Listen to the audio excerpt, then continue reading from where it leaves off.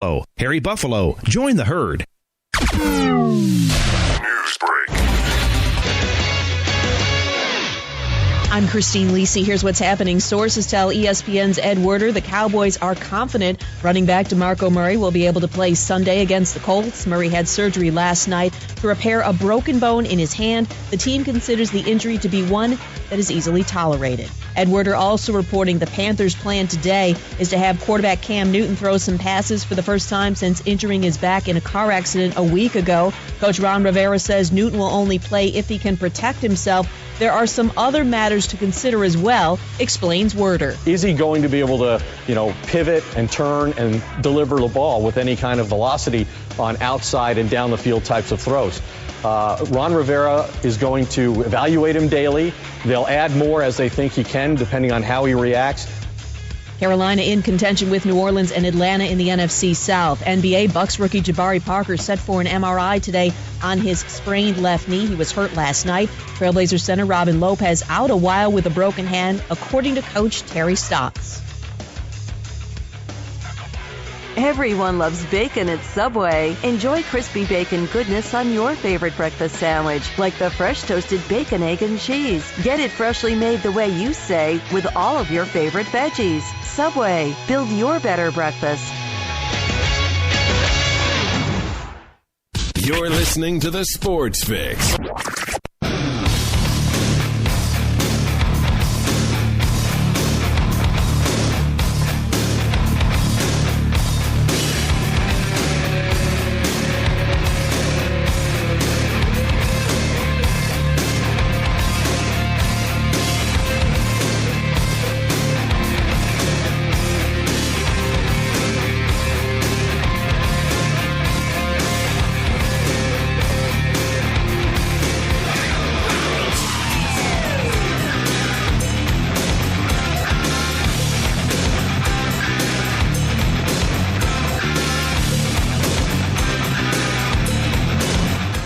Welcome back to the Sports Fix Live as Hour 2 rolls on across the Sports Fix Radio Network. J-Rock back with you guys here, getting ready to be joined by my man, Dr. Football here. We're going to talk some NFL. We'll talk some Johnny football and the Browns and the Bengals and all of that. Playoff races all around the NFL kicking up here down the final 2 weeks of the season. Hey, speaking of races and all of that, I saw some of the guys in the chat room talking about their various fantasy football leagues. I figured now would be as good a time as any to update ours because we're down to semifinal brackets all the way around. So let's see. I've got 4 semifinal brackets here to mention for each, or excuse me, 3 for each of the prizes that are available. Of course, the championship belt, the Sports Fix Fantasy Challenge Championship Belt. This thing is beautiful.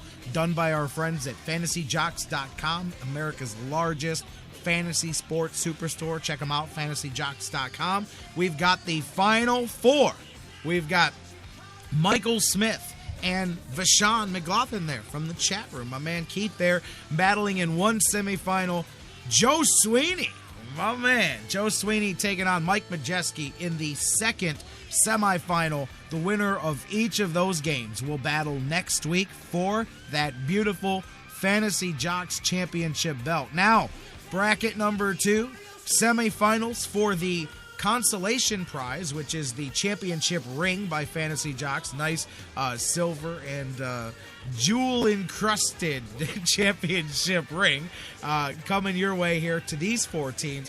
This semifinal, me, as I mentioned before, I'm going for the ring. Since I started, by the way, 2-7, I've only lost 1 game. So I told you guys I was going to win out. I missed it by 1 game. But, man, that first half of the season killed me. Anyways, unbelievably, I battle my son, Lil Jerry. You guys know we talk about Lil Jerry here. Him and I meet in one semifinal this weekend, while Mike Brandeberry and Joe Manasco meet in the other semifinal. Those 2 winners will battle next week for the championship ring, the consolation championship ring, and then the final bracket is the battle for the trophy, the horse's ass trophy for last place, and it will be the reverse of the winner. It will be the team that loses 2 of their next games here. And what's amazing is that last year's winner is sitting in that bottom bracket. last year's winner, who's got that beautiful Sports Fix championship belt sitting on his mantelpiece from last year. He's down now trying to stave off the battle for the Horse's Ass Trophy as Dean Samples and Bill Graham battle in one bracket. Michael Hutter, who is Ethan Carter III on Impact Wrestling on national TV, takes on Justin Beavers in the other semifinal, where you don't want to lose out on that one, man, because it is the Horse's Ass Trophy. Congratulations to all the teams this year in the Sports Fix Fantasy Football League. 2 weeks of it left, and there will be a couple of winners here still to be crowned. Can't wait. Good luck to all of you guys this weekend, and I look forward to presenting those prizes to the various winners here, brought to you, of course, by FantasyJocks.com. We're going to get ready to keep rolling here. Go to the phone lines. My man, Dr. Football Bill Chachkes in the house. Let's talk about it. You can talk with us Facebook and Twitter, Facebook.com/TheSportsFix. Tweet with us at TheSportsFixCLE. Email us, TheSportsFix@AOL.com. Dr. Football, how you doing, my man? Good afternoon, J-Rock. How you doing? I am all right, my friend. I'm doing even better here because it's Tuesday afternoon and the doctor is in the house, my friend. Welcome back to the show. Good to be back, J-Rock. And, you know, I started my morning to the Tom Withers AP article on Bernie Kosar's comments yesterday, and I can't say that I'm surprised. Yeah, and you know what? I mentioned those at the beginning of the show, and I got a few comments from you guys. You guys, for some people, I think that I just say I want you to interact, and I just, I don't actually do. No, I read all of them. I hear all of them, everything. Sometimes it might take me a couple of days because I don't always get the notifications right away, but I see them all. I read them all, and I've had some people just since we started in this show interacting with me because I talked about that article at the very beginning of today's show, and I got to make sure that I specify what I said when I said that I do agree with a lot of those things that we talked about. And the part that I said earlier is true. I also agree with the part where, because I can't say that I think it's a 100% dysfunctional operation from top to bottom when I have already said that I appreciate the job Mike Pettine's done as a head coach this season. I like the things that he's done. For the most part, he's made some mistakes. Obviously, he's made some rookie mistakes, as anybody will do along the way. But I thought that he has done an admirable job with the circumstances he's dealt with in season, which is injuries and stuff that everybody deals with, but also out of season. And that's where I put a lot of credence into that part of what Bernie talked about, because we may have went away from the conversation because I wasn't going to spend 6 months talking about why did the Browns draft this guy, blah, blah, blah, blah, blah. When it's done, and then we've just got to talk about the next thing.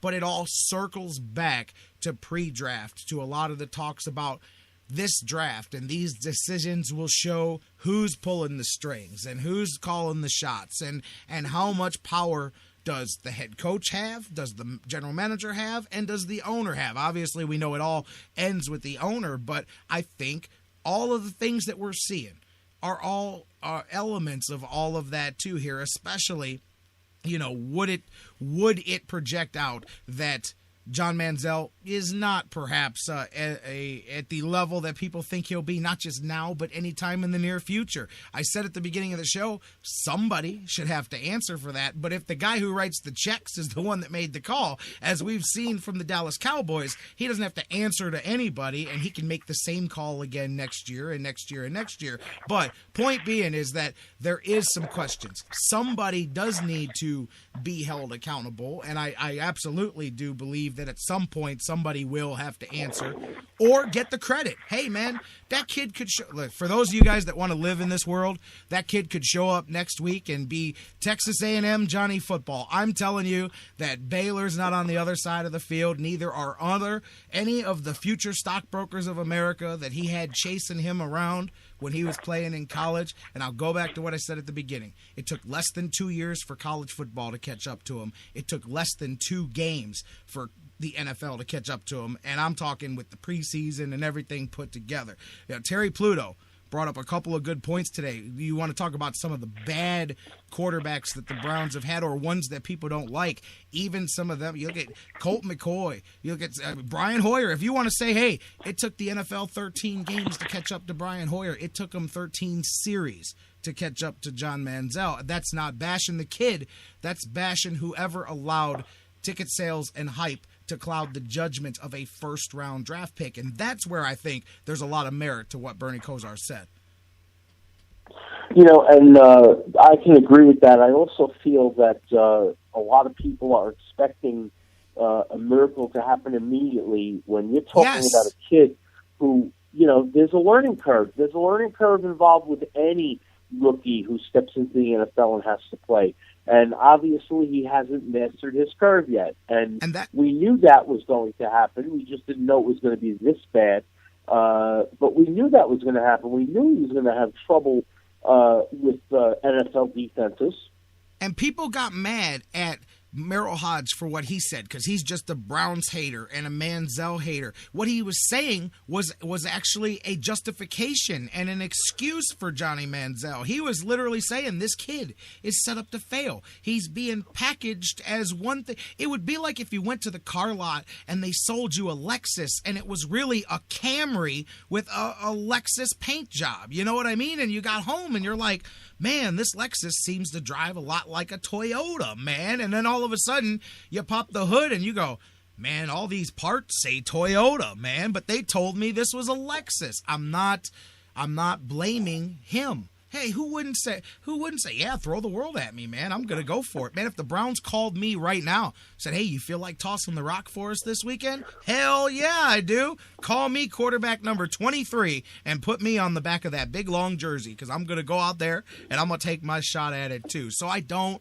even blame him. But that's the part. As Bernie said, as Merrill Hodge, as 24, if you hate Merrill Hodge, 24 other respected NFL people in the last 48 hours have said the same thing. And I have more respect for the ones that said it before Sunday than the ones that are saying it after Sunday, which is this kid was set up to fail from the beginning, and the unrealistic expectations from the Browns on down. All they did last week was talk about Manziel this and Spark that and big play this. Nobody talked about Cincinnati. Nobody talked about the playoffs. Nobody talked about a team coming in here that wants to win this football game and get revenge for what you just did to them. Everybody talked about how the offense needed help, and here comes Manziel. They painted him into a light that was completely unfair to him. That kid couldn't have succeeded if he tried, on top of the fact that he couldn't have succeeded anyway because he's ill-equipped for it.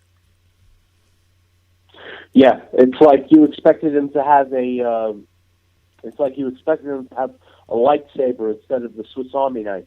Right, but it's not like it was the unrealistic expectations of the fans. This thing was fed by the media, by the local beat reporters who could not stop Johnny. I'm telling you, there's fans who literally now are like, wow, like I get it. Because to me, and this is where I keep going, of course there's upwards places for this kid to go. You don't write anybody off after one game. But if anybody sees anything more than a high-level, high school quarterback type recruit going to it'd be like if Urban Meyer brought this kid in and maybe we redshirt him in the first year and then we get 2 years to coach him up, and maybe by year 3 and 4, man, we've got a guy ready to play in the NFL. To me, that is what John Manziel is right now. He's the equivalent of a high-level, high school athlete quarterback that will literally take 3+ years of development just to have a chance. And I've seen some people on Facebook clamoring for Marcus Mariota. Guess what? It wouldn't be any different if it was Marcus Mariota, Colt McCoy, Johnny Manziel, Robert Griffin III. I don't care what quarterback you put behind center in a Cleveland Browns uniform until you fix the entire situation, until you have a workable offensive game plan and you have an offensive line with no or few injuries, you're going to have the same trouble no matter who the quarterback is. Absolutely, and that's the gist of what Bernie was saying at the end of that, and that's where I go to wherever the decision making in this process went. I mean, look, a lot of times we argue about draft picks and about choice, and we all see players and see different things, but to me, I'll never forget before the draft, like he